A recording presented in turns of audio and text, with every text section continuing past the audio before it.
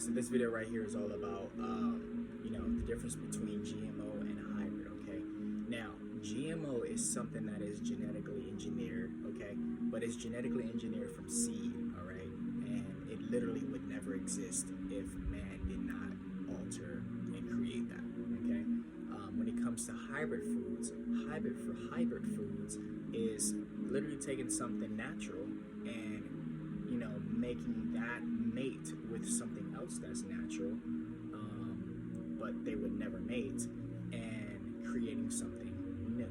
That right there is a hybrid. If you ask me, yes, it's definitely important to stay away from both of these, but it's hard to shop organic all the time, and I don't recommend it, okay, especially if you don't have the money. If you have the money, then by all means, go ahead and do it. Like, I would definitely do it too as well, so do that. But in the beginning, take your time, okay? Do not rush this, all right? It's okay to mess up, okay? But as long as you strive to do good, then you're on track, okay?